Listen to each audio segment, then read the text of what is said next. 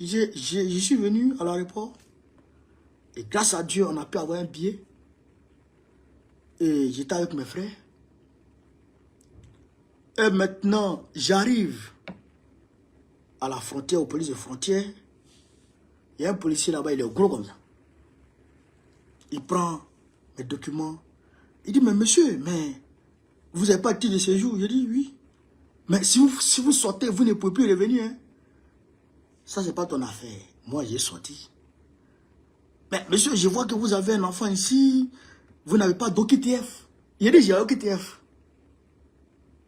Il dit, vous n'avez pas OQTF. Il dit, j'ai OQTF. Fais-moi mes affaires, moi je m'en vais. Il dit, mais monsieur, si vous partez, vous ne pouvez plus revenir. C'est comme si. Il dit, ça, c'est pas ton affaire. Fais-moi mes affaires, moi, je quitte votre pays. Je ne suis plus en sécurité dans votre pays. Vous voulez me tuer? Je m'en vais. Donne-moi mes affaires. Oh, il appelle. Il appelle. Il va là-bas. Il bouge ici. Il dit ça là. Moi, je suis arrêté. Tu vas me donner mes affaires. Je quitte votre pays là. Je quitte. Je quitte votre pays. Donc, il a commencé à tourner. Il appelle son collègue. Il vient de parler. Même le monsieur, il veut partir. C'est comme ci, c'est comme ça. Il est en train de parler. Moi, j'ai arrêté. Aujourd'hui, là, moi, je quitte votre pays. C'est ça que j'ai déjà pris mon billet, j'ai laissé passer, j'ai tout. Mais monsieur, votre passeport là, vous avez pris. Laissez passer là, ça fait office de passeport pendant 3 mois.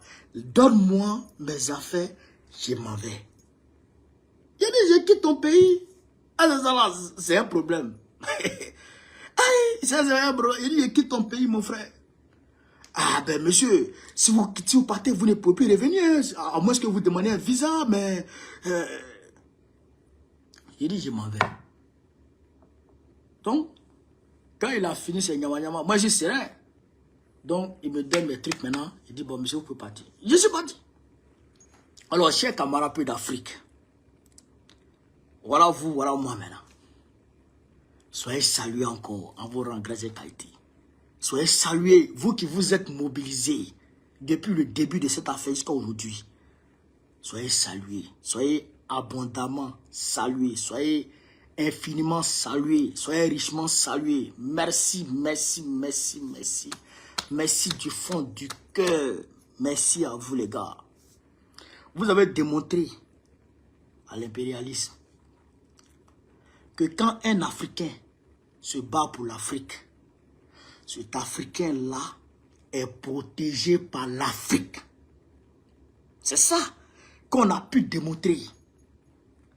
Les policiers se déplaçaient dans ma cellule. Les policiers se déplaçaient dans ma cellule pour aller me regarder, pour dire, mais vous là, vous êtes qui? Vous êtes président? Il dit non. Vous êtes le premier ministre? Il dit non. Vous êtes le vice-président? Il dit non. On dit, mais pourquoi autant de monde? Il dit, parce que je suis un Africain qui se bat pour l'Afrique. Et l'Afrique a reconnu ma bataille. L'Afrique a reconnu mon combat et l'Afrique se mobilise pour faire barrage à votre injustice. C'est ça qui est la vérité. Frère, je voudrais saluer mon frère Herman le Patriote aussi.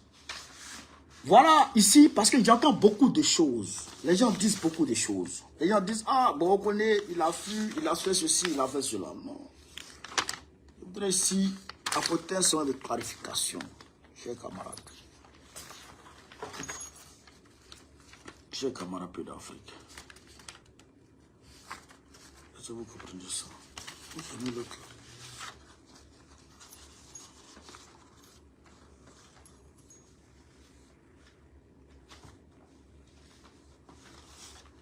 Je vais faire un selon de clarification. Ah. Je vais faire un selon de clarification. Vous allez voir quelque chose.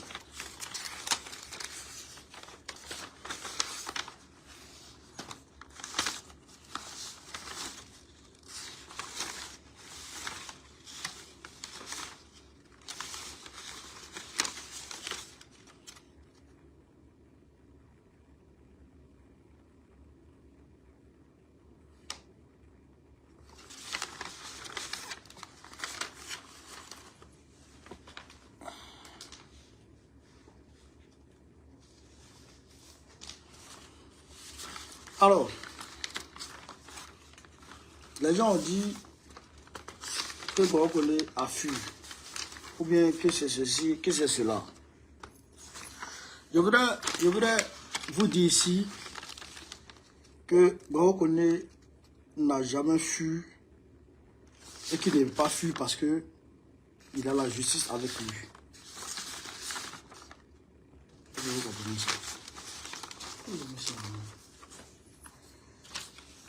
Voilà. Donc, chers camarades, le 7, quand ma décision de libération totale a été prononcée par la juge du tribunal administratif, qu'est-ce qui s'est passé? Moi, j'étais au centre. J'étais en visite d'ailleurs. J'avais une visite. J'avais la visite de Célestine Kipré, la chargée de la mobilisation des femmes, PPAC France. Avec la camarade Karen Lagui. Si ne m'abuse. Voilà, c'est ça. Si ne m'abuse. Donc, on était en train de parler. Et en même temps, mon téléphone sonne. Maître Placide m'appelle. Il dit, monsieur Koné, on a gagné. Il dit, en bon, il dit, on a gagné. Tout a été annulé. Voici la décision. Voici la décision. Tout a été annulé. Il dit, bon. Il est fait comment?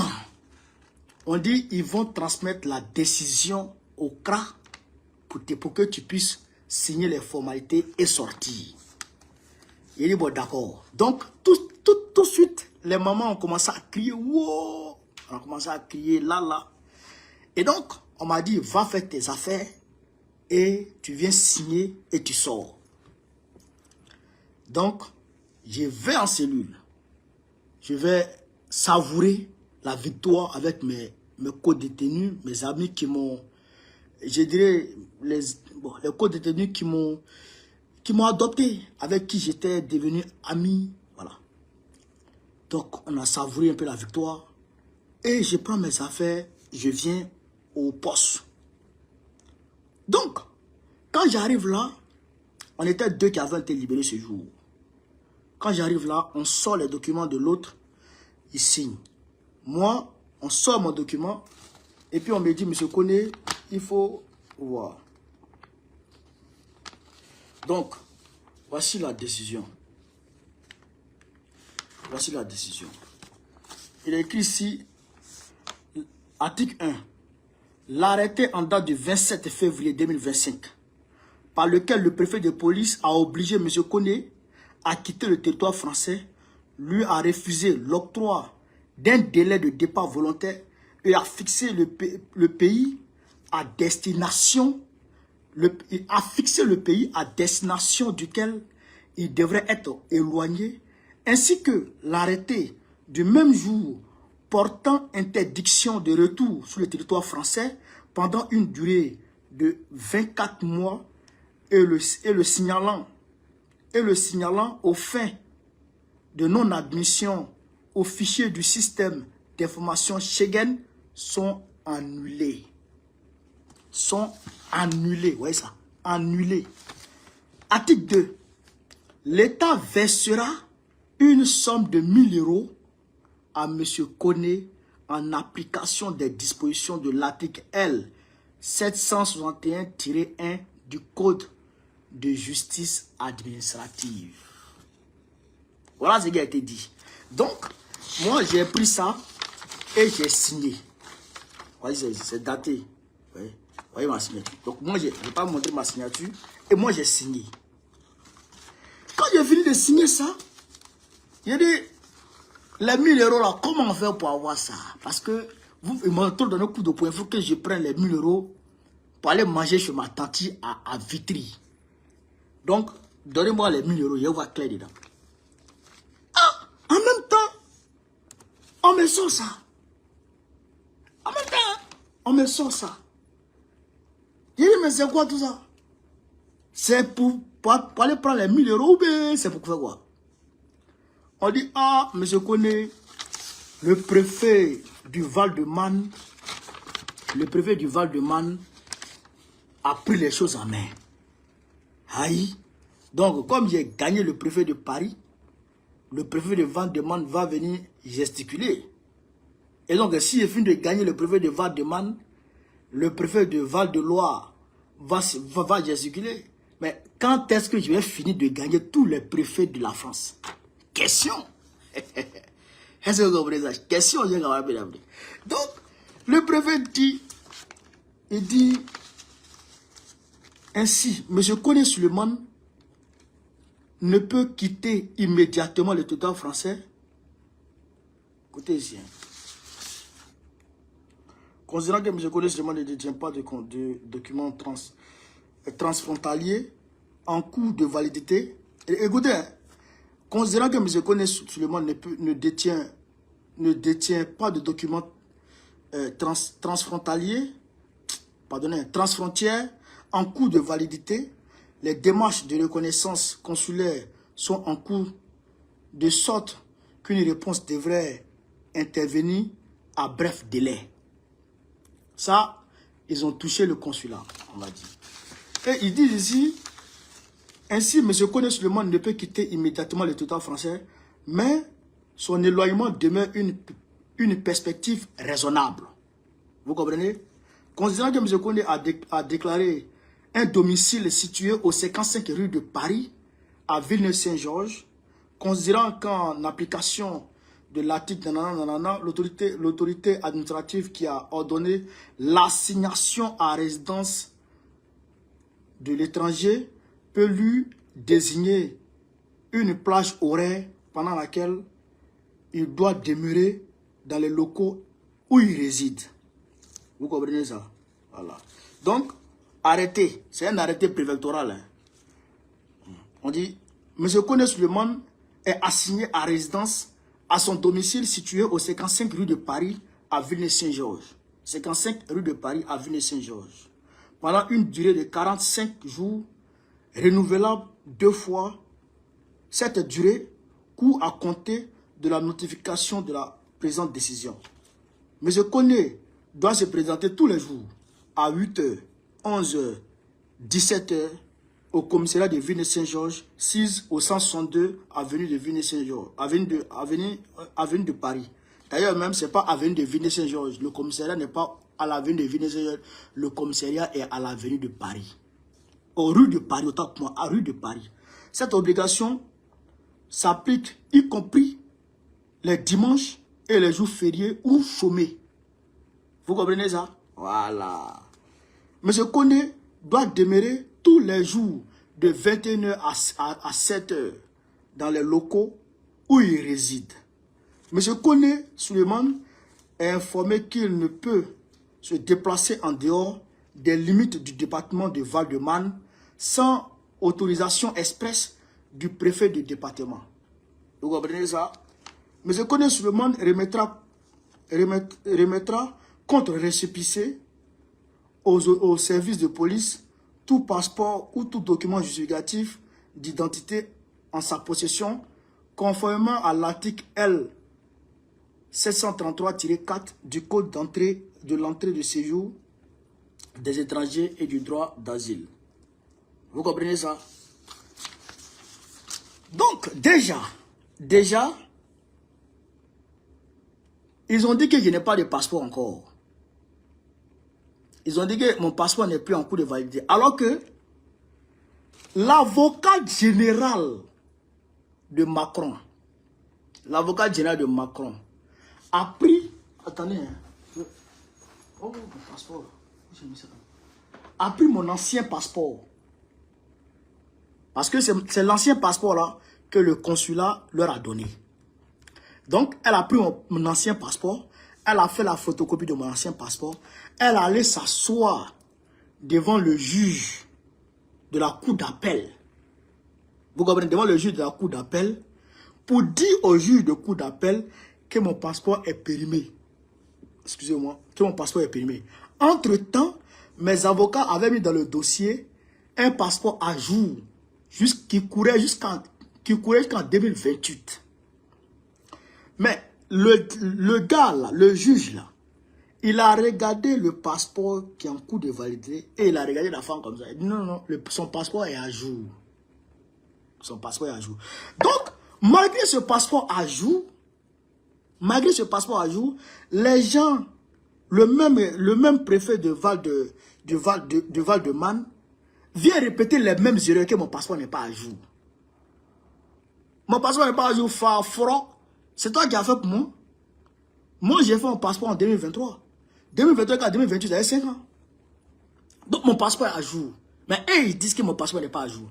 D'ailleurs, même, je ne peux pas déposer mon passeport chez vous. Pourquoi? Parce que quand ils m'ont donné ça, au CRA là-bas, je leur ai dit, bon, donnez mon passeport, je m'en vais. Ils disent, ils ne donnent pas mon passeport. Est-ce que vous comprenez ça? Et ils disent qu'ils ne donnent pas mon passeport. Bon, pourquoi vous ne me donnez pas mon passeport? Que non, tu dois signer ça là. Je dis, je ne signe pas. Puisque, même si je m'appelle Kone Suleiman, même si vous avez ma date de naissance, mais moi je ne suis pas au 55 rue de Paris. Je n'habite pas au 55 rue de Paris. Vous avez mon adresse. Ceux qui sont allés me chercher là, ils ont mon adresse. Mais pourquoi tu peux faire un arrêté avec autant d'erreurs, monsieur le préfet de Val-de-Marne?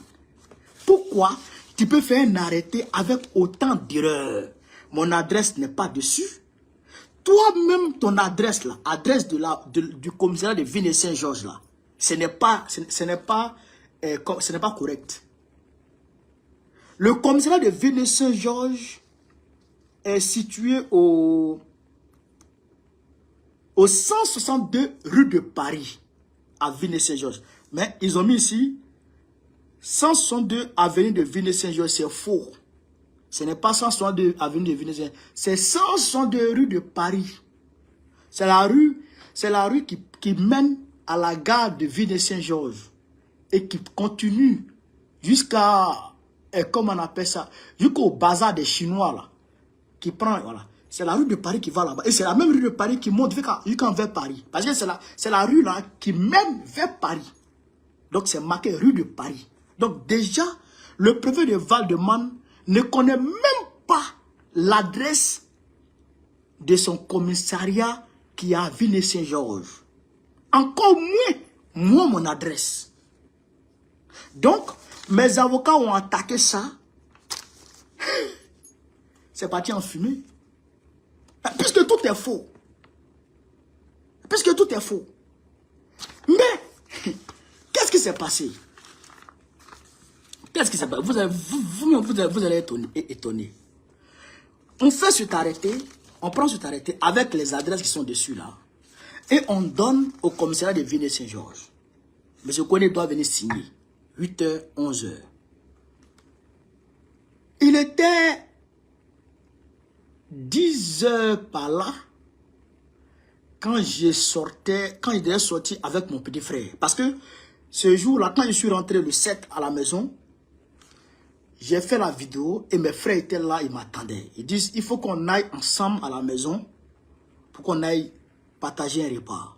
Donc, naturellement, ils devaient dormir chez mes frères. Donc, je suis allé dormir là-bas. Maintenant, le lendemain, le 8, je devais aller à la maison et aller m'habiller et m'apprêter pour aller à l'Assemblée générale de mon parti, à l'AGK. J'en ai même parlé le 7. Je sors. Et voici mon téléphone qui sonne. Je réponds. C'est un officier de police qui me dit, Monsieur Kone, vous devriez venir signer à 8h, on ne vous a pas vu. Qu'est-ce qui se passe? Il dit, ah, où je suis là, je suis dans le 93. Le document là, moi j'ai montré ça à mon avocat. Il a dit, c'est pas possible, puisque j'ai été acquitté, j'ai été totalement blanchi. Tout ce dont le préfet de Paris m'accusait, tout a été blanchi, donc je rentre à la maison, je suis tranquille. Ils disent, non, non, non, il faut que moi je vienne. Parce que eux, ils sont déjà passés devant chez moi. Écoutez très bien. Ils sont allés devant chez moi. Il dit chez moi, là, c'est quelle adresse? Et ils donnent mon adresse exacte. Or, Sur ce papier-là, ce n'est pas mon adresse. Ce papier-là, il n'y a pas mon adresse dedans. Mais comment l'officier de police a fait pour connaître mon adresse alors que mon adresse n'est pas indiquée dans ce papier? Voilà la question. Voilà la question. Donc, quand j'ai vu les louvoiements, j'ai vu les micmacs, j'ai appelé l'avocat. Et l'avocat l'a appelé. Il dit non, non, non, c'est OQTF de 2023. Aïe! OQTF de 2020. On vous a dit de supprimer. Parce que j'ai pris des avocats et les avocats ont gagné. Et même d'ailleurs, ils ont demandé à ce que je sois dédommagé à cause de l'OQTF de 2020. Là. Le tribunal administratif a ordonné à fait que je sois dédommagé. Cet argent-là, j'ai donné à mes avocats. C'était pour 2020. Le préfet n'a pas annulé. On lui a dit annule, mais il n'a pas annulé. Vous venez me parler de 2023. 2023, j'ai attaqué. J'ai attaqué l'OQTF. Ils n'ont pas répondu. Et ils disent qu'ils m'ont envoyé une lettre à la poste et que moi, je ne suis pas allé récupérer la lettre et que la lettre est repartie. Ils m'ont envoyé un courrier recommandé. Moi, je ne suis pas allé récupérer le courrier recommandé et le courrier s'est retourné. Ok, c'est faux. C'est faux. Parce que c'est la même chose qu'ils ont faite lorsque ils ont clôturé mon compte. De façon unilatérale. Ils ont pris la décision de clôturer mes 2 comptes bancaires qui étaient à la poste. Clôturer et ils ont pris mon argent. Ils m'ont laissé à sec. Vous comprenez ça? Et quand je leur ai dit, mais est-ce que vous m'avez envoyé un document pour me demander de vous donner un nouveau compte bancaire ou une nouvelle adresse? Ils disent non. Ah, ils m'ont envoyé un courrier et moi, je n'ai pas reçu. Moi, j'ai pas reçu le courrier. Il dit, ah bon? Il dit non. Moi, je n'ai pas reçu le courrier, c'est faux. Vous ne m'avez pas envoyé. Je suis allé faire réclamation chez mon conseiller. Mon conseiller leur a fait la réclamation. Ils disent, bon, eux, ils vont m'envoyer le chèque. Comme ça, je peux aller déposer le chèque là où je veux. Je suis allé ouvrir un nouveau compte. Donc, j'attendais le chèque. Le chèque ne vient pas. 1 mois, 2 mois. Je suis allé voir mon conseiller. Il dit, mais qu'est-ce qui se passe? Dites aux gens de me donner mon argent. Et maintenant, mon conseiller les appelle. Ils disent qu'ils m'ont envoyé le chèque. Il dit, bon, il faut leur demander. Le chèque là, ils ont envoyé ça par courrier recommandé ou par courrier simple. Ils disent, ils ne savent pas. L'argent de quelqu'un. Tu ne sais pas comment tu as envoyé ça. Ça sonne bien? Ça sonne bien. Donc quand ils ont dit qu'ils m'ont envoyé, que moi je suis pas allé récupérer, automatiquement, j'ai dit, ah, c'est la même chose là. Ceux qui m'ont bloqué mon argent là, c'est eux qui sont en train de m'embêter ici encore. C'est Macron. Il dit c'est Macron. Donc, et c'est tranquille. Et c'est tranquille. Donc quand j'ai appelé mon avocat pour lui dire voilà ce qui se passe, l'avocat dit bon, reste où tu es. On va essayer d'attaquer. On va leur demander d'envoyer par lettre recommandée parce qu'on a le droit. Ils n'ont qu'à envoyer, comment on appelle ça, le truc là par lettre recommandée. Non, attention, mon avocat dit on va faire recours. On est encore dans le temps, on va faire recours. Donc l'avocat a fait recours. Maître Senda. Quand ils ont fait le recours, le tribunal a envoyé un récépissé. Et ce récépissé est suspensif. C'est-à-dire que ça là, ce papier là, c'est suspendu jusqu'à ce que le tribunal se prononce. Puisqu'on a fait un recours devant le tribunal.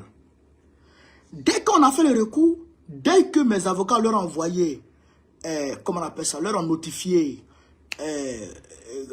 le recours, une copie du recours, ils ont appelé mes avocats pour dire non, non, non. Cet arrêté-là, eux, ils l'ont annulé. Et ils ont pris un nouveau arrêté. Et dit quoi? Vous annulez et vous reprenez et vous annulez. C'est quoi le but du jeu? On attaque, vous annulez et vous reprenez. C'est quoi le but du jeu? Donc, j'ai dit à mes avocats, j'ai dit, je sais ce qui se passe. Je sais ce qui se passe. Ceux-là veulent me faire taire. Je ne vais pas vous dire le nom, mais il y a quelqu'un qui m'a dit, le préfet là, il est prêt à lâcher prise. Mais il faut que tu te taises. Il ne faut plus attaquer Macron. Le message est venu du préfet. Et j'ai vu le message. Il ne faut plus attaquer Macron, il faut te taire. Wallah, billah, sur mon mois de Ramadan. Sur mon mois de Ramadan. Il dit, ah, c'est ça là. Tout ça, pour ça. C'est le problème qui est là. Il ne faut plus que bon, qu'on parle. Est-ce que vous comprenez ça? Il ne faut plus que je parle. Donc, j'ai dit, ok, j'ai compris. Donc, quand ils ont annulé et ils ont pris un nouvel arrêté, l'avocat a demandé à ce que l'arrêté là soit envoyé, me soit envoyé par lettre recommandée. Comme ça, je vais aller prendre à la poste pour aller donner à l'avocat et puis on va attaquer en justice. Puisque ça c'est du chiffon. C'est du chiffon. Il n'y a aucune base légale dedans. Rien du tout. Rien. Un préfet qui se trompe sur l'adresse de son propre commissariat. Un préfet qui se trompe sur l'adresse de son propre commissariat. Qui se trompe sur l'adresse où il va assigner quelqu'un en résidence. C'est quoi ça? Moi, je ne suis pas sur la rue de Paris. La rue de Paris, c'est l'autre côté. C'est l'autre côté. Mais si vous voulez m'assigner là-bas, prenez une maison pour moi là. Donc, j'ai dit à mes avocats, il faut leur dire, nous on va, ils n'ont qu'à faire ça par recommander, on va voir. Donc, ils sont très fâchés. Il faut que M. Koné arrive, vienne. S'il ne se présente pas, on va lancer un mandat de recherche contre lui. On va faire ceci, on va faire cela. Pour qu'il quitte le pays. Il faut qu'on le prenne. C'est comme si, c'est comme ça. Il dit, bon, vous, votre pays, moi là, je vous laisse. Je m'en vais. Aïe! Chers camarades d'Afrique. Il dit, vous, votre pays, je vous laisse, je m'en vais. Parce que l'intention, c'était quoi? C'était de me reprendre le 8 là. Pour aller me mettre en rétention. C'était pour me prendre. Parce que ce jour-là, ils sont venus se garer devant chez moi encore pour m'attendre. Dès que je sors encore, le gars me demande, moi je suis dans quelle porte, moi je suis à quelle porte. Il dit, il connaît devant chez moi, il connaît chez moi, mais il ne sait pas ma maison. De lui dire, moi je suis où, à quel étage, gauche ou droite, d'indiquer ma porte. Il dit, moi je ne t'indique pas ça. Tu connais, non? Il faut chercher, moi je ne t'indique pas ça. Donc c'est là maintenant, j'ai compris que l'impérialisme ne veut pas lâcher affaire.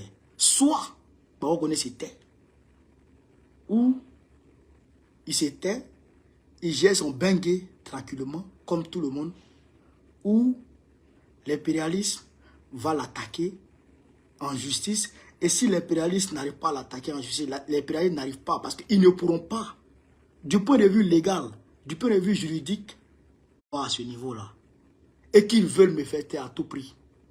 Frère, je vais finir comme Martin Luther King. Je vais le lève en train de bégayer. Je vais finir comme Martin Luther King ou comme Malcolm X ou comme Thomas Sankara. Ils vont me liquider.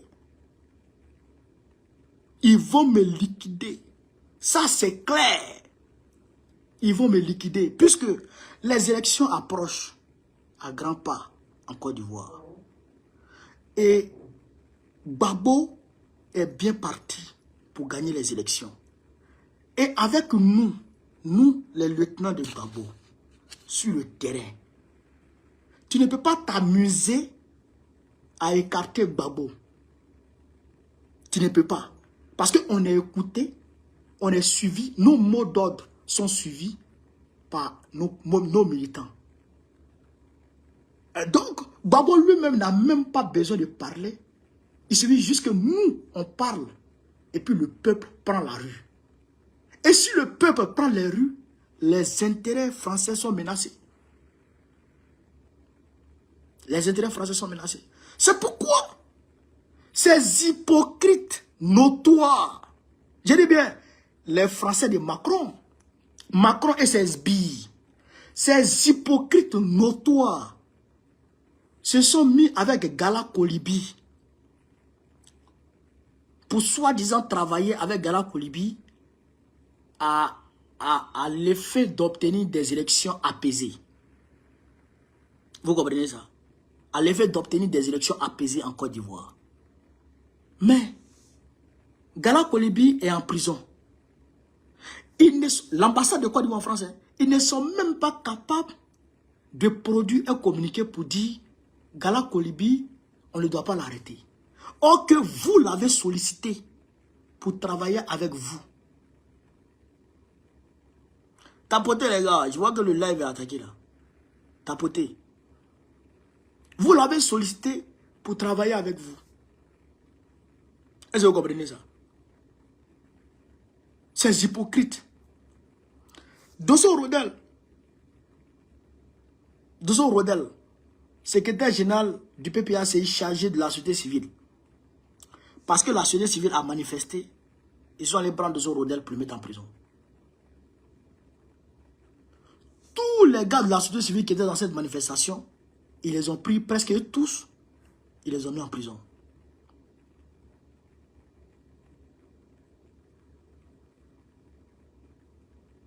Est-ce que vous comprenez ça? Donc, moi, j'ai dit bon, je sais pas qu'est-ce qui se passe avec ce live là. Le TikTok a attaqué là, mes camarades.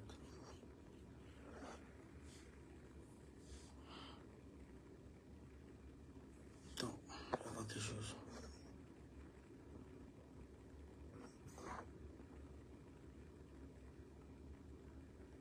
Je pense que c'est bon, non?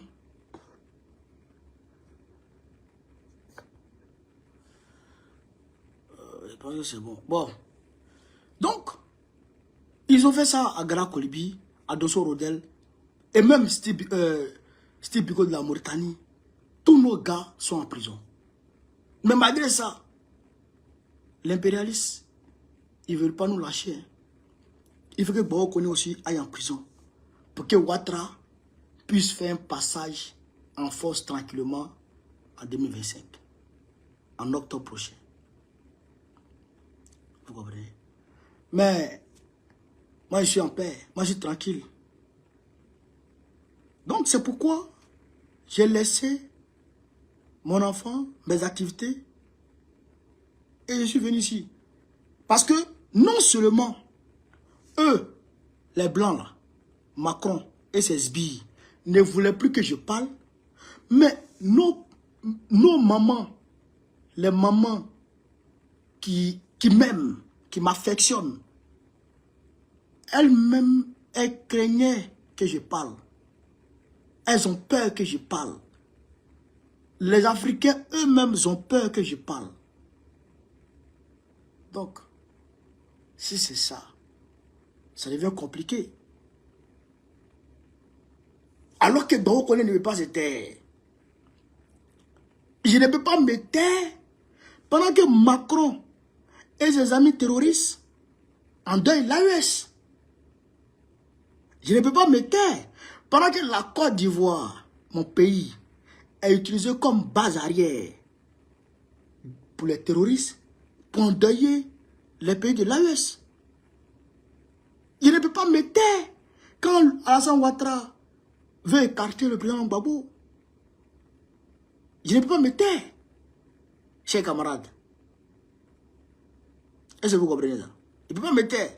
Donc c'est pourquoi j'ai laissé leur France là dans leurs mains et je suis venu ici dans l'espace de l'AES, l'espace de la vérité, l'espace de la liberté vraie. Pas la liberté dans l'esclavage, la liberté dans la vérité et la liberté réelle. C'est ça, l'AES. Parce qu'on nous miroite une liberté en Occident qui en réalité n'existe pas.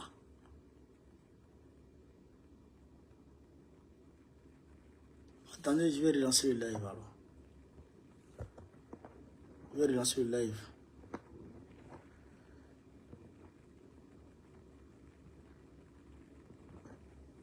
Est-ce que vous comprenez, chers camarades? Est-ce que vous comprenez? En Occident, on nous miroite une liberté qui n'existe en réalité pas. Je vais vous dire quelque chose. L'affaire, l'affaire de la femme de Macron là, et Candace Owen. Est-ce que vous savez que il y a un journaliste qui a été tué d'abord? Le premier journaliste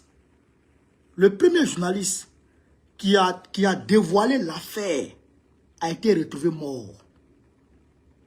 Vous comprenez? Donc, le deuxième journaliste qui avait toutes les preuves et qui a révélé toutes ces preuves-là à Candace Owen, mais c'est un journaliste français. Écoutez très bien. C'est un journaliste français qui vit en France, mais qui a eu peur de faire les révélations que Candace Owen est en train de faire aujourd'hui. Est-ce que vous comprenez ça? Un Français, journaliste français, qui a eu peur de faire des révélations sur la femme de Macron. Ce n'est pas sa femme, sur le vieil homme que Macron a marié. C'est ça qu'est la réalité. Donc, il a eu peur. Et quand il a eu peur, c'est là qu'il a fait venir Candace Owen. Et il a donné toutes les preuves à Candace Owen. Et quand Candace Owen est rentrée aux États-Unis, le vieil homme de Macron a demandé à Macron, il faut qu'on attaque cette fille parce qu'elle a des preuves qui peuvent m'accabler. Alors, le mari du vieil homme se mobilise avec le vieil homme. Il menace maintenant Candace Owen. Mais je vous jure, si Trump n'était pas au pouvoir, Candace Owen n'aurait pas eu le courage de le dire, de faire les révélations. Parce que, comment il s'appelle, Joe Biden, Papi Joe, allait l'interdire de parler. Est-ce que vous comprenez? Allait l'interdire de parler. Ou bien ce qui est arrivé au journaliste français qui a commencé à révéler les affaires sur le vieil homme de Macron, allait arriver à Candace Owen très rapidement. Vous comprenez ça? Mais qui n'a pas écouté J.D. Vance, le vice-président américain, J.D. Vance, qui n'a pas écouté à Munich en Allemagne, pendant le sommet sur la sécurité internationale?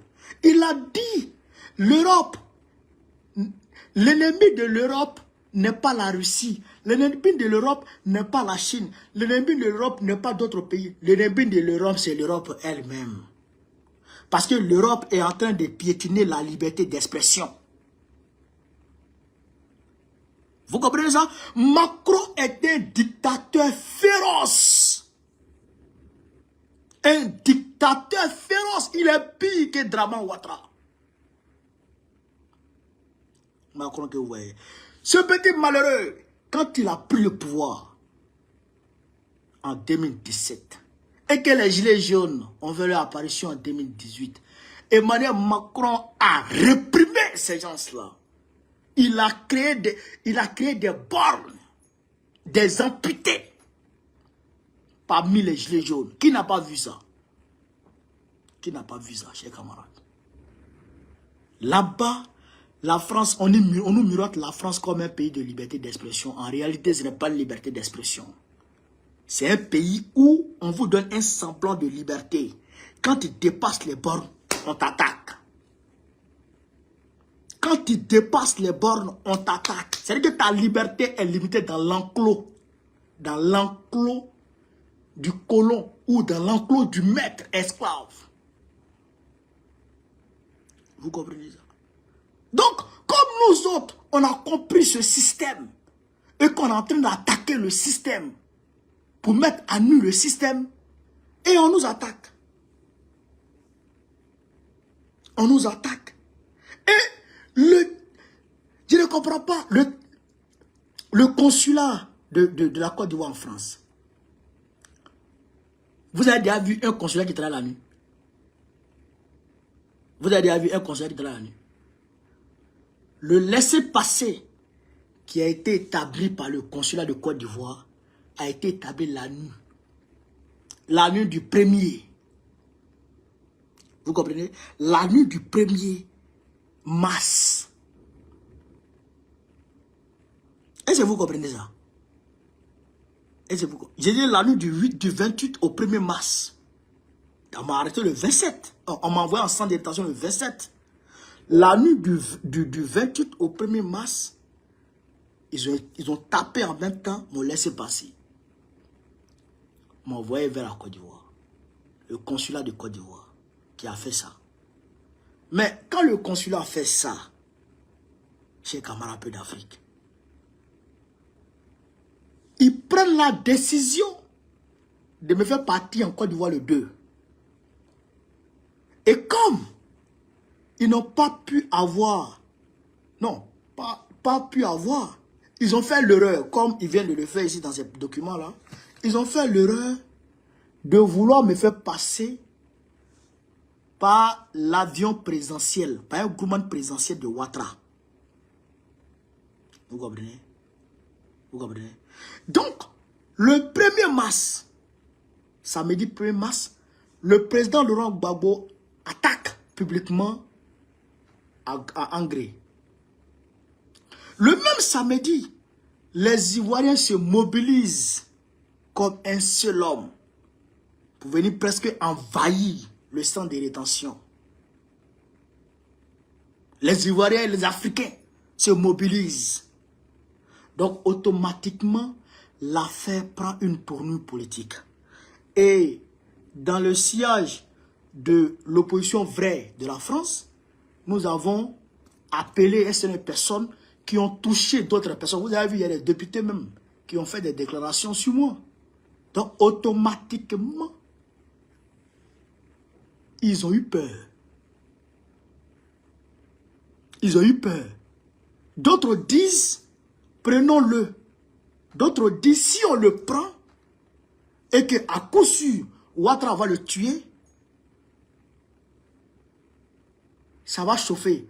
Parce qu'on l'aurait sorti de la voie légale pour le mettre dans une voie obscure.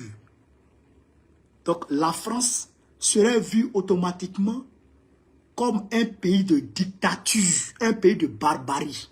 Et donc le pouvoir de Macron lui-même allait trébucher. Vous comprenez? Vous comprenez? Avant que mes avocats ne rentrent dans la danse, parce qu'il est comparu le 3 mars devant le tribunal du GLD, mon premier tribunal, le 3. Donc, avant que je ne passe devant un tribunal, devant un juge, ce qui est mon droit, il voulait me faire passer en même temps par l'aéroport de Bourget à travers comment on appelle ça, le gouvernement présidentiel de Grand Ouattara. Je ne peux pas être en Côte d'Ivoire.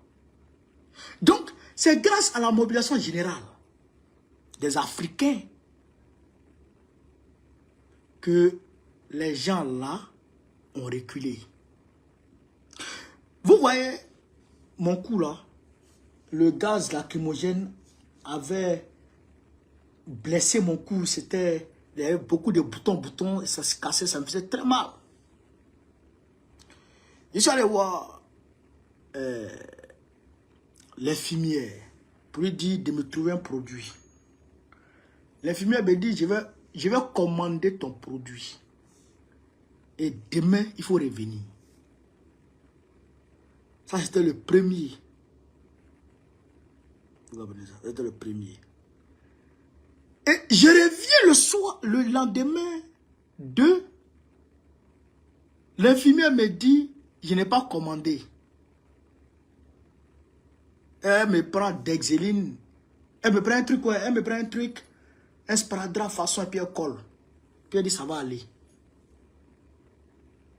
Donc, je vais m'asseoir. 2 jours plus tard, je vais voir l'infirmière. Il dit, ah, vraiment, ça me continue de me faire mal. Qu'est-ce qu'on fait? L'infirmière me dit, elle va m'excuser, hein. Je vais dire ça aujourd'hui. Elle me dit, je n'ai pas commandé votre produit parce qu'il y avait un vol non affiché sur votre dossier. Un vol non affiché. Un vol non affiché sur votre dossier. Vous comprenez ça? Ça veut dire que je ne partais pas dans Corsair, je ne partais pas dans Air France, je ne partais pas dans Turkey Airlines, je ne partais dans aucune compagnie. Mais quand même, il y avait un vol. Un vol non affiché. C'est-à-dire que on veut me prendre pour me mettre dans quelque chose comme ça. Donc, quand vous êtes mobilisé, ils ont reculé. Ils ont reculé. N'eût été votre mobilisation. C'est pourquoi je salue votre mobilisation. N'eût été votre mobilisation, mais ils m'auraient envoyé. Ils m'auraient envoyé. Est-ce que vous comprenez ça? Est-ce que vous comprenez ça, chers camarades? Mais je ne comprends pas comment la France devient. Je ne comprends pas comment la France devient. Donc, au vu et au su de la supercherie, du complot,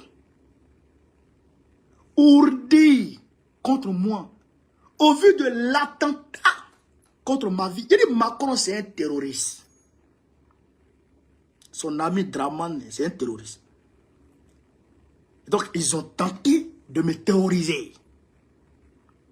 Soit me tuer, me mettre en prison, me torturer, me mettre en prison, ou me faire taire à jamais. J'ai appelé, j'ai dit je m'en vais. On dit tu t'en vas, j'ai dit moi je m'en vais. Je quitte ce pays. Parce que à quoi Bawo sert s'il ne parle pas? À quoi ma vie sert? Ma vie sert à quoi? S'il ne peut pas parler, ça sert à quoi ma vie? Je vis pourquoi? S'il ne peut pas me battre pour la liberté d'expression, pour la liberté des Africains. S'il ne peut pas me battre pour que l'Afrique soit libre, je deviens... À quoi je sers? Je ne sers à rien. Je ne sers à rien. Donc je dis, moi je m'en vais. Si là-bas, je vais manger cailloux, c'est qu'il y a des gens qui vivent avec cailloux. Si là-bas, je vais manger benzin, c'est qu'il y a des gens qui mangent avec benzin et puis ils vivent. Et moi, je vais devenir comme ça. Donc je dis, je m'en vais. Alors, l'ambassade de Burkina Faso avait déjà délivré un laissez-passer. Puisque mon passeport avec eux, ils ont bloqué mon passeport. Et ils ont bloqué mon passeport. Vous comprenez ça? Donc, j'ai dit à mes frères, on s'en va. J'ai dit, je m'en vais. Donc, grâce à Dieu, le parti a pris un billet.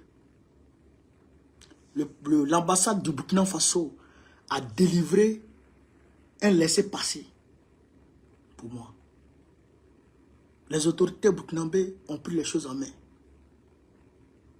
Donc,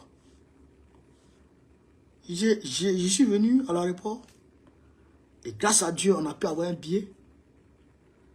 Et j'étais avec mes frères. Et maintenant, j'arrive à la frontière, aux polices de frontière. Il y a un policier là-bas, il est gros comme ça. Il prend mes documents. Il dit, mais monsieur, mais vous n'avez pas de titre de séjour? Je dis, oui.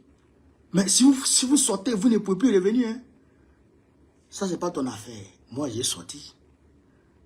Mais monsieur, je vois que vous avez un enfant ici. Vous n'avez pas d'OQTF. Il dit, j'ai OQTF. Il dit, vous n'avez pas OQTF. Il dit, j'ai OQTF. Fais-moi mes affaires, moi je m'en vais. Il dit, mais monsieur, si vous partez, vous ne pouvez plus revenir. C'est comme si... Il dit, ça, ce n'est pas ton affaire. Fais-moi mes affaires, moi, je quitte votre pays. Je ne suis plus en sécurité dans votre pays. Vous voulez me tuer? Je m'en vais. Donne-moi mes affaires. Oh, il appelle. Il appelle. Il va là-bas. Il bouge ici. Il dit ça là. Moi, je suis arrêté. Tu vas me donner mes affaires. Je quitte votre pays là. Je quitte. Je quitte votre pays. Donc, il a commencé à tourner. Il appelle son collègue. Il vient de parler. Même le monsieur, il veut partir. C'est comme ci, c'est comme ça. Il est en train de parler. Moi, j'ai arrêté. Aujourd'hui, là, moi, je quitte votre pays. C'est ça que j'ai déjà pris mon billet, j'ai laissé passer, j'ai tout. Mais monsieur, votre passeport là, vous avez pris. Laissez passer là, ça fait office de passeport pendant 3 mois. Donne-moi mes affaires, je m'en vais. Il a dit, je quitte ton pays. Ah, c'est un problème. C'est un problème. Il dit, je quitte ton pays, mon frère. Ah ben monsieur, si vous partez, vous ne pouvez plus revenir. À moins que vous demandez un visa, mais... J'ai dit, je m'en vais. Donc, quand il a fini ses nyama, moi je suis serein. Donc, il me donne mes trucs maintenant. Il dit, bon monsieur, vous pouvez partir. Je suis parti. J'ai pris l'avion. Et je suis parti.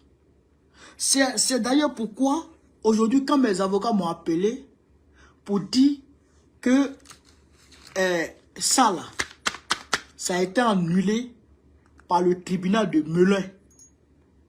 Ça a été annulé par le tribunal de Melun. Il dit, ah. Donc, le policier avait raison. Il n'y a plus d'OQTF. Le policier de frontière, il avait raison. Il n'y a plus d'OQTF.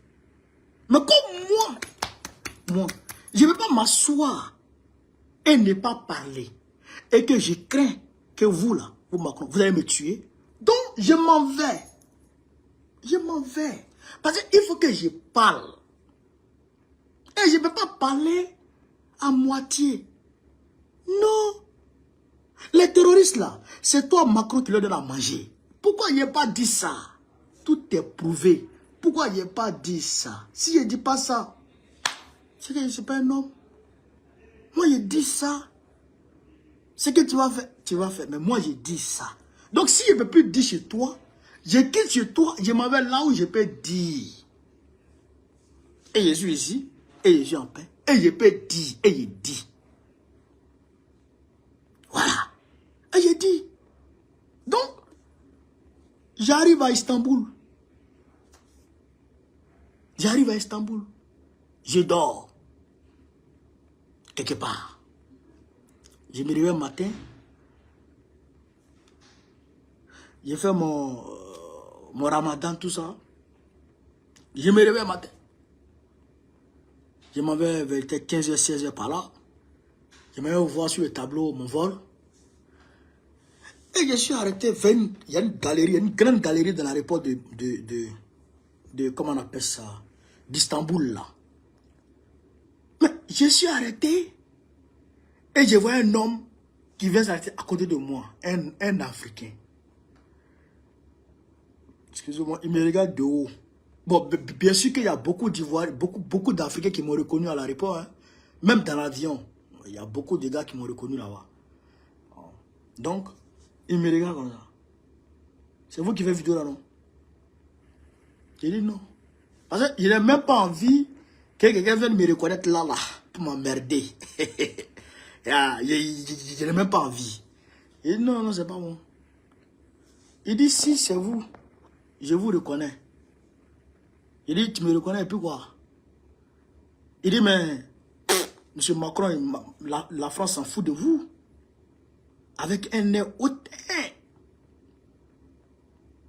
arrogant. Macron s'en fout de vous. Vous êtes qui vous? C'est Ouattara et puis photocopie qui vous emmerde. Sinon, Macron, il ne vous calcule même pas. Il n'a pas votre temps. Il dit, ah bon, il dit... Mais, et puis, lui, c'est lui qui parle. Moi, il est regarde chez moi. Il dit, Ouattara même a demandé à Macron de vous laisser tranquille. Parce que vous ne pouvez rien faire. Ouattara va faire son 4e mandat, vous allez voir. Au nom de Dieu. À Istanbul. Ah, il est dans un repos encore, vous êtes ici. À Istanbul, j'ai laissé France pour vous là-bas. Je suis à Istanbul, je m'en vais chez moi dans mon pays. Et vous venez me trouver ici. Et toi, de qui? On est à l'aéroport.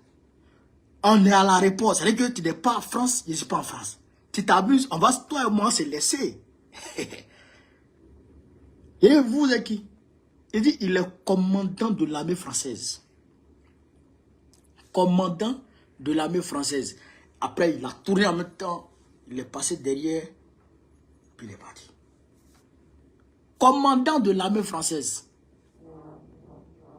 À Istanbul. Dans mes pieds. Donc, il dit, bon d'accord. Si c'est ça, c'est que you're mine. I don't know, c'est que you're mine. Donc, j'ai pris mon sac, mon cher, j'ai tracé, j'ai allé m'asseoir ou en embarque. Il est l'heure d'embarquer, bon, il n'est pas l'heure d'embarquer. Moi, je m'assois, j'attends. Et je regarde l'avion. On met les bagages, on fait tout. Moi, j'attends. J'attends. Donc, quand ils ont dit embarquer, il dit, mais depuis là, pourquoi vous ne parlez pas? Je suis allé, je suis rentré dans mon avion et je me suis assis tranquillement. Avec mon petit sachet de rupture de Ramadan. Voilà. Et je suis assis maintenant. Et je dis, bon, l'avion, on fait comment? Ah, donc, ils ont fermé l'avion et l'avion a pris le départ. Il dit, Masha'Allah, j'ai informé qui de droit. Et puis, on a tracé. On a tracé. Et voilà, je suis rentré au Burkina Faso, à Ouagadougou. Vous avez vu l'accueil. Vous avez vu l'accueil. L'homme que Macron et Draman voulaient utiliser, voulaient faire passer comme un malpropre, comme un délinquant, comme un moins que rien, a été élevé. A été élevé par le peuple africain. On m'a élevé, on m'a honoré. Oui, salon d'honneur, véhicule à disposition, garde du corps, hôtel. C'est pas les hôtels où vous voyez à France. C'est pas les hôtels où il y a des châteaux rouges là, hein? Hein? Non. C'est pas les hôtels où il y a des châteaux rouges là, hein? Parti Sagana. Ça, c'est vrai hôtel. Vrai hôtel. Tout à disposition. Tout à disposition. À bébéant. Tranquillement. La sécurité est garantie. Il dit, ah, maintenant, maintenant, je peux parler. Tranquillement, il peut parler. Est-ce que vous comprenez? Donc, le combat que nous menons est difficile. Il n'est pas facile du tout, du tout, du tout, du tout. Quand tu t'engages dans un combat, il faut faire des recherches pour comprendre quels sont les risques, quels sont les avantages, quels sont les inconvénients et tout. Il faut faire une étude. Quand tu finis ça là, et puis tu mesures maintenant ton niveau d'engagement. Moi, vous connaissez. C'est pas quelqu'un qui m'a parlé de Babo. Non. C'est pas quelqu'un qui m'a dit va derrière Babo. Non, non, non, non. Moi, j'ai été contrôlé par les policiers français. Ils m'ont craché dessus. Ils m'ont insulté. Ils m'ont traité de tous les noms d'oiseaux. Et quand ils m'ont placé en garde, c'était ma première garde à vue. Quand ils m'ont placé en garde à vue, ils sont allés mentir devant l'OPJ. Ils ont menti. Ils ont menti. Quand l'OPJ m'a appelé, et puis je suis venu m'asseoir, et le gars a commencé à me dire ce qui s'est passé. C'est comme la version des policiers. J'ai dit, mais monsieur, vous vous êtes trompé de personne parce que c'est pas mon dossier qui est là. Et je connais seulement, il dit oui. Tant, vous avez été interpellé là. Il dit oui. Il dit donc, c'est de moi, les policiers parlent comme ça. Il dit oui. Ils disent, les policiers, ils disent dans leur déclaration que eux, ils m'ont interpellé. Quand ils m'ont sifflé, ils m'ont dit de me garer. Dès que moi je suis descendu de mon scooter, moi je me suis mis en garde en même temps. J'ai formé le point pour leur dire, venez. Policier qui dit ça. Au nom de Dieu. Et que moi, dès que moi je suis descendu net, moi j'ai formé le point pour dire, venez.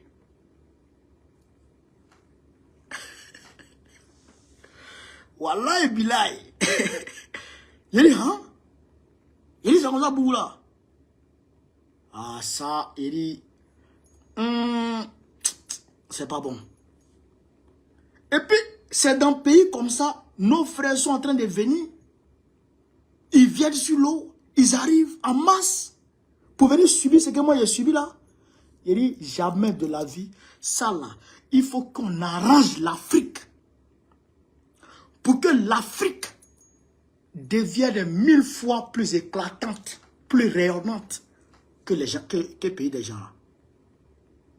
J'ai pris la décision ce jour de me consacrer corps et âme au panafricanisme.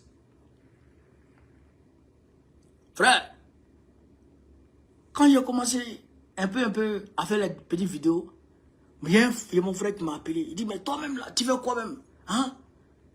Les Français là, tu ne sais pas que, voilà, ici là, c'est mieux ici, c'est comme si, c'est comme ça. Il dit, mais attends, est-ce que Dieu habite en France? Non.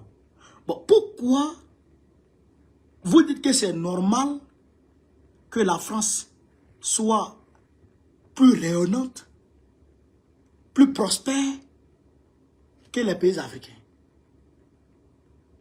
C'est pas normal. La réalité, c'est que il y a quelqu'un qui empêche quelqu'un de manger. Il y a quelqu'un qui empêche quelqu'un de se développer.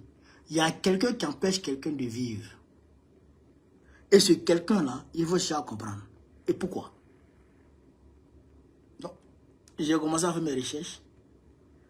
Sorti sur Kaku Numbuko. Sorti sur Nicolas Agbo. C'est Nicolas Agbo qui m'a réveillé. Il a parlé de Babo, de Djibo Bakari, de Sivalis Olympio et bien d'autres. Je suis allé faire les recherches sur Babo. Quand j'ai fait les recherches sur Babo, il dit, oh! Donc moi, j'étais là comme ça. Et puis quelqu'un qui se bat pour moi, je ne l'aime pas. Et comment quelqu'un peut ne pas aimer quelqu'un qui met sa vie en danger pour lui? Comment? Donc, j'ai dit, ah, il faut que je me batte avec Babo. Pour que ce combat prospère. Pour que l'histoire retienne qu'il a combattu et qu'il a gagné. C'est comme ça que je me suis engagé dans le combat. Et donc, j'ai commencé à côtoyer les panafricains, les Maliens, les Togolais, en pleine lutte, les Camerounais, les Nigériens, tout le monde qui est autour de moi. J'ai commencé à les côtoyer. Et on a eu une réunion avec les panafricains un jour. Ils ont dit, mais vous les Ivoiriens, depuis que Gbagbo est sorti, vous, on ne vous voit plus. Je leur ai dit ce jour, et parce que Tanti Rama va se rappeler, je leur ai dit ce jour, il dit, Tanti, en Côte d'Ivoire, si vous avez besoin de panafricanisme, le voici. À partir d'aujourd'hui, dites-vous que si vous avez besoin de panafricains en Côte d'Ivoire, vous pouvez compter sur mon entière disponibilité. sur mon entière disponibilité. Et depuis ce jour, Tanti m'appelle souvent la nuit. Elle dit, on a la manifestation. Et puis je suis opérationnel. Et l'Afrique a su me rendre ça. L'Afrique a su me rendre ça. Voilà. C'est pourquoi d'ailleurs, j'ai été à la tête du cortège du 18 janvier pour la manifestation qui a fait trembler Emmanuel Macron. Ils ne pouvaient pas s'attendre à ça, et Dragan Ouattara. Ils ont fait sortir leur guignol pour demander pour leur demander de demander à au pays de l'AES de demeurer dans la CEDEAO. Mais quand on a vu ça, on a lancé l'alerte. Il faut qu'on relève ce défi. Il faut qu'on sorte 1000 fois que ceux-là. On est sorti. Et le monde entier a vu la manifestation. On est sorti par dizaines de milliers. Du jamais vu en France. Voilà la réalité. Donc, chers camarades, je ne vais pas abuser de votre temps. Mais ce que je peux vous dire, je me porte très très bien. Le moral, il est haut. Ici, je suis bien traité, bien logé. Il n'y a aucun souci à se faire. Et le combat va continuer. Dès demain, je me mets à mon poste. Dès demain, je me mets à mon poste. Pour commencer à allumer. Qui je dois allumer? Il y a déjà même commencé à couper les vidéos. Que je dois frapper. Ah non, non, non, non, non, non, c'est pas du jeu. Il y a une vidéo même que j'avais faite, que je devrais publier le jour de mon arrestation. Cette vidéo, je vais la publier tout à l'heure. Le t-shirt que j'ai porté pour faire la vidéo, c'est le même t-shirt avec lequel ils m'ont arrêté. Le t-shirt a été déchiré. On ne peut plus récupérer parce qu'il y avait du gaz lacrymogène dedans. Quand j'étais couché la nuit, même quand je touche, le gaz monte. J'ai passé la nuit avec le gaz. Donc j'ai enlevé le t-shirt. Je suis resté en débardeur. C'est pourquoi les gens sont allés me trouver en garde à vue, en débardeur. Et puis ici là, le gaz là, ça me faisait très mal. C'est comme si on piquait avec un couteau dedans. Quand j'étais en gaz, ça me faisait très mal. Ça a été un soulagement de ouf. Quand on m'a envoyé en centre de détention, c'était un soulagement parce que je souffrais trop en garde à vue là. Il faisait froid. Il n'y avait pas de couverture. Il y avait froid. Et puis, je ne mangeais pas. J'ai fait 24 heures, je n'ai pas mangé. Donc, j'étais mal. J'étais vraiment mal. Mais, quand je suis sorti de là-bas, ça me faisait beaucoup mal. Hein. Mais aujourd'hui, ça a cicatrisé. Dieu merci. Mais le t-shirt, je l'ai jeté. Parce que je ne pouvais pas. Le gaz était trop dedans. Le gars, il m'a pompé comme ça. Donc, c'était trop. Voilà. Mais, c'est la lutte. C'est la lutte qui continue. Et on est déterminé. On est déterminé. Je vous demande de saluer, en tout cas les autorités burkinabées et les autorités de l'AES pour cette marque de solidarité. Le combat va continuer. On ne peut pas les laisser. Non, non, non, non. Ça, c'est trop facile. Tout à l'heure, je vais monter la vidéo. Et puis, je vais voir si éventuellement, je peux la publier en même temps. La vidéo, je l'avais faite là-bas, le 26. Sur l'électricité. Macron, là-bas, là, il va augmenter l'électricité en France, là-bas. De plus de 20% encore. Donc, j'ai fait la vidéo. J'ai publié la vidéo. Tout à l'heure, il l'a publié. Donc, chers camarades, je vous remercie.